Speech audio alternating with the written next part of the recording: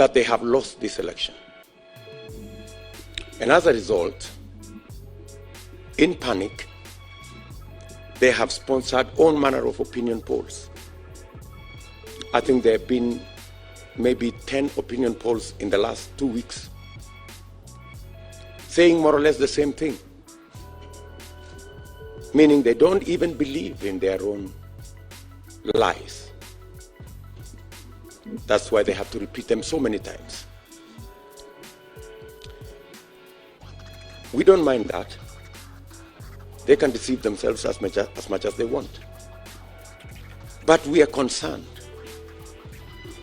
about a couple of things that are going on in Kenya. We are concerned, and that is why we are here today. We are concerned about meetings that are being organized in dark places to orchestrate disharmony, to orchestrate conflict, and to plan what is not good for Kenya. Recently, the president met people in Nakuru, and the outcome of that meeting is not good for our country. Apart from threats to members of my team who are leaders, what is emerging from those meetings is eventually the leaflets you see. Sometime this week, leaflets were distributed, pamphlets warning communities. The same old stuff that has taken Kenya through a lot of pain. These leaflets are not innocent. There are people known by the state behind these leaflets. And the intention of these leaflets and pamphlets are to cause panic in the population and to create a situation that will foment citizens fearing to go and vote.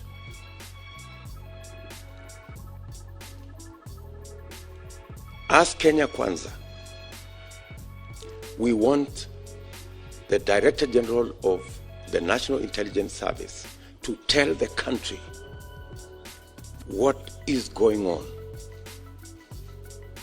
We cannot sit pretty and see the same things that have happened in Kenya happen again. We committed ourselves after 2007 that we will never, ever again go back to the politics of ethnicity and division and violence. But there are people, having realized that they cannot win this election, they want to disrupt this election. They want to cause conflict in this election. And that is why we are calling on every state agency and our friends in the international community to speak to this matter, because it is a matter of concern.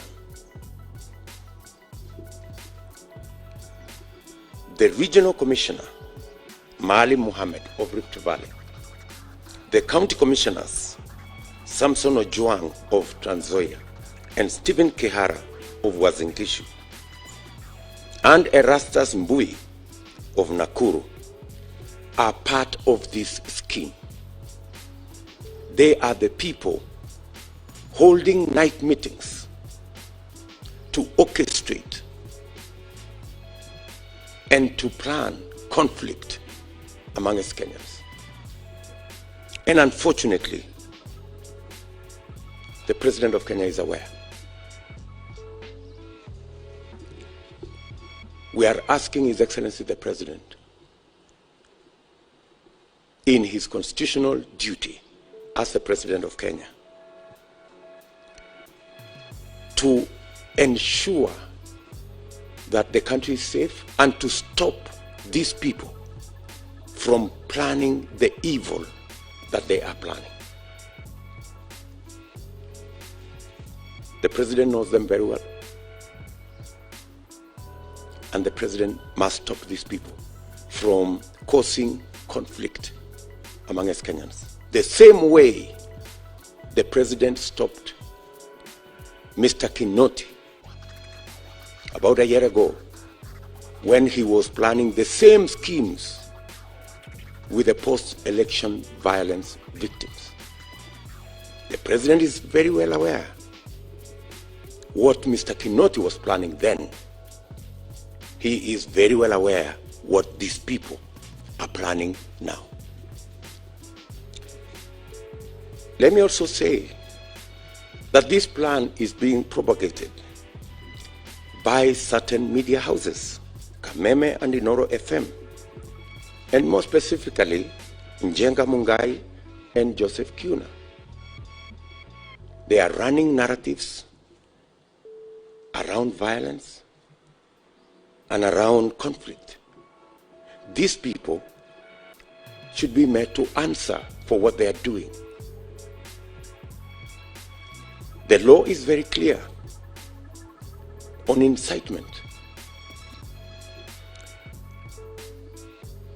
To make matters worse,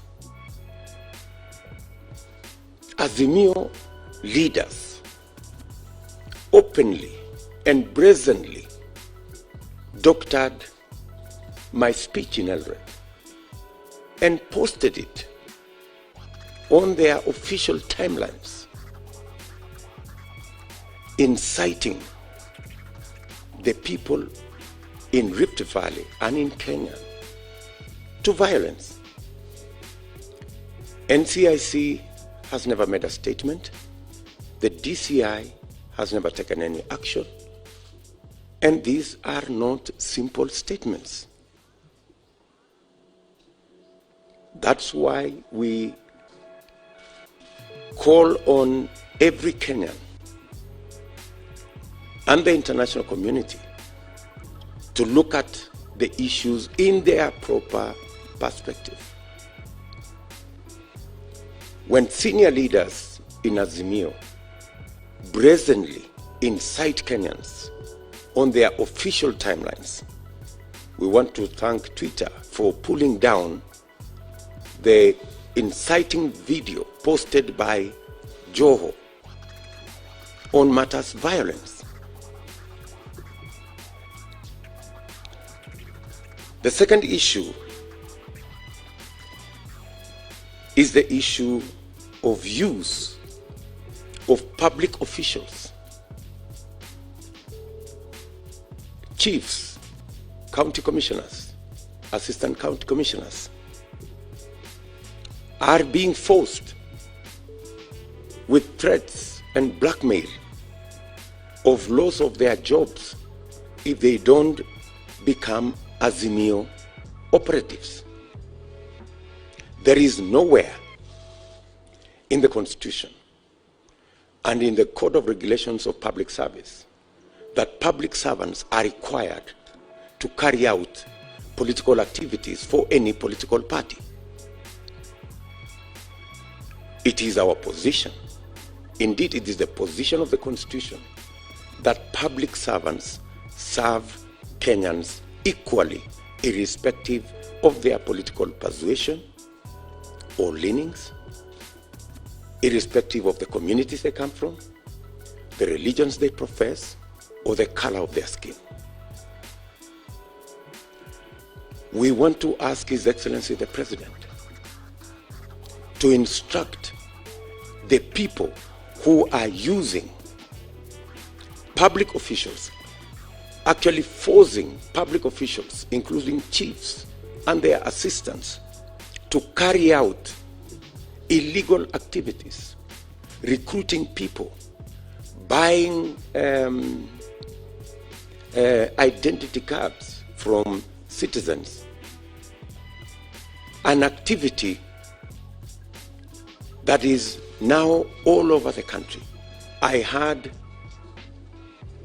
Fred Matiang'i and Karanja Kibicho say that they are meeting chiefs because they work with chiefs and chiefs are their colleagues. These two gentlemen must know there is a shortage of fools in Kenya. Whatever they are telling these chiefs, the chiefs are telling everybody else. They are not meeting the chiefs to discuss security of the country. They are not meeting the chiefs to discuss matters that are in the line of duty of our chiefs. The chiefs are complaining. The assistant chiefs are complaining that they are being forced to manipulate the election, to undermine the election, to sabotage the election through bribery, through intimidation, through orchestrating situations that can cause conflict. We are asking His Excellency the President to call out these public officials and ask them to stop what they are doing. It is against the Public Service Code of Regulations. It is against the law. It's against the Constitution. Public officials are supposed to serve Kenyans in their responsibility and in their course of duty fairly, irrespective of which Kenyan belongs to which side of the political divide. I heard some of them even say that what they are doing today is what they did in 2017. I want to tell them two things. I was part of the Jubilee campaign in 2017. We never engaged the chiefs or public officials in our campaigns. There was no chief like I see today on a campaign lorry campaigning for whatever side of the political divide. This has degenerated to a new law in Kenya.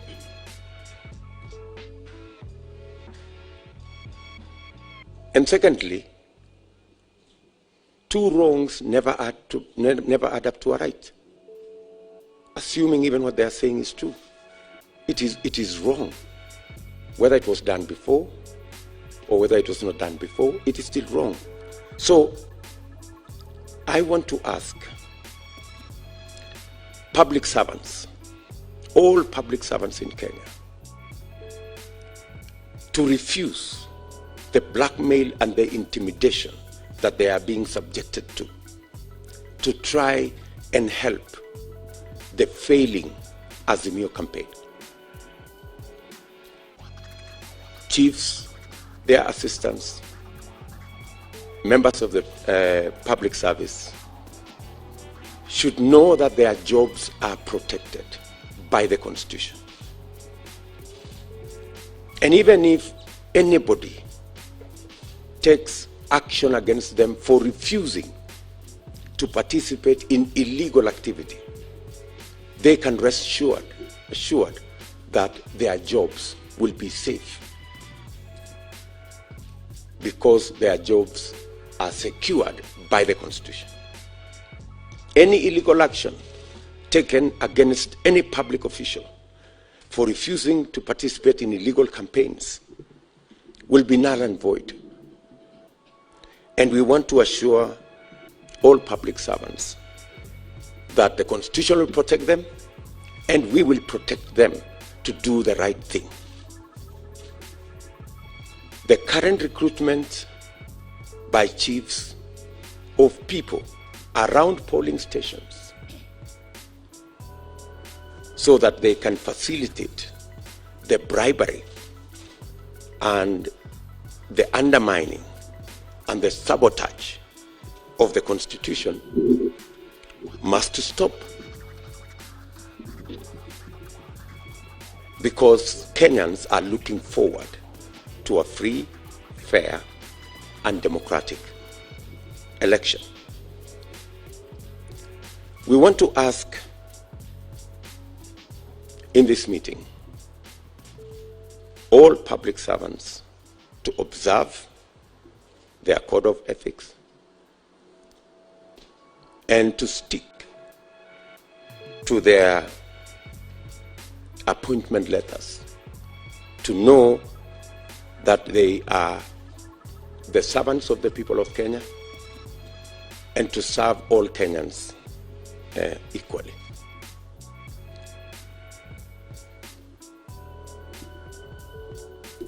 I also want to ask the IEBC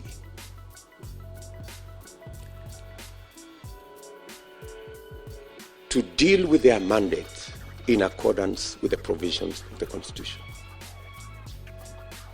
We do not want any favors from IEBC. We want IEBC to do the right thing. We want IEBC to run a transparent, free and fair election. Some of the public officials that we feel are already compromised, we are going to write to the IEBC using the channels that we already have between IEBC and all political parties to raise our concerns on some of the areas that we feel require fine-tuning so that all of us can go into this election and the outcome of this election to be free, fair, and democratic. As you are aware, there is an attempt by our competitors to lock us out of venues for meetings. Last week, we were locked out of Buhungu Stadium in Kakamega, but we still held the meeting anyway. In fact, we held a bigger meeting outside the stadium than we could possibly have held inside the stadium. Today, we are supposed to have a meeting in Mombasa at Tononoka grounds. And in fact, this afternoon at 2 p.m., we will be in Tononoka grounds. Some people are trying to use the police to stop us from having that meeting. This is our final rally in Mombasa. It's a very important rally. And the kind of excuses they are giving us is that the president is in Mombasa. I mean, how ridiculous can that be? I mean, so if the president is in Mombasa, we cannot have a meeting in Tononoka? I mean, surely. So, I mean, these kind of excuses are really ridiculous. Our competitors must understand that it is too late for them to do anything about this election. It is too late, simply too late. It doesn't matter how many opinion polls they do. They can do it every hour if they wish. It doesn't matter how much they try and orchestrate conflict in Kenya.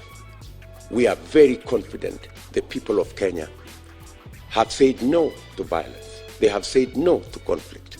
And we trust the people of Kenya to keep the faith and get to the 9th and determine the future of our country.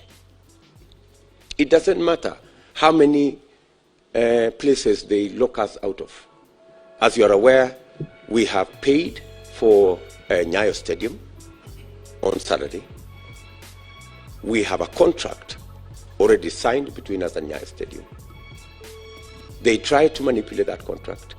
The court has said we should have the meeting in Nyayo Stadium. We are preparing to have the meeting in Nyayo Stadium. And if they lock us out of Nyayo Stadium, we will still have a meeting at Nyayo Stadium. The same way we had a meeting in Buhungu Stadium, on the road, wherever. But we're going to have the meeting anyway, because the die is cast. The people of Kenya have made a choice. And the panic we see in Azimio will not help them. All we are asking His Excellency the President, with tremendous respect, is not to allow the country to face unnecessary conflict because the Azimio project has collapsed. It has collapsed, and there is nothing he can do about it. So, we are asking the country to be calm. Despite the games, despite the orchestrated situations around the country, we want to ask Kenyans to be calm.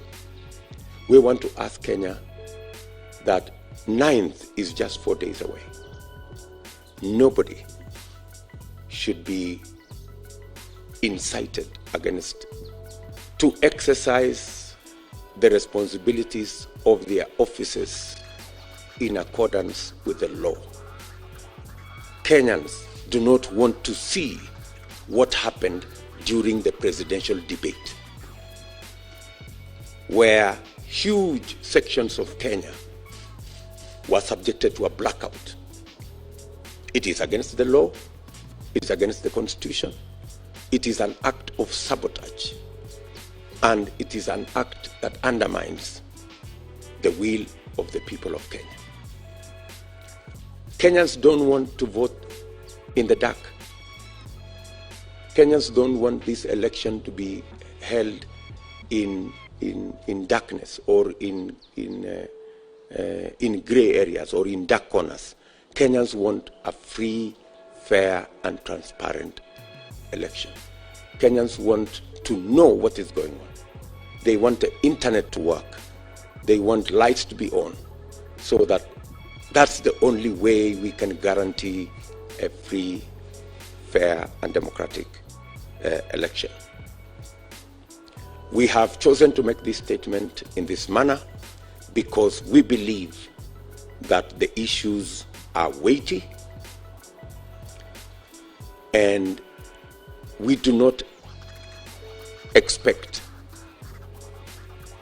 any public official to engage in the kind of things that we are currently seeing.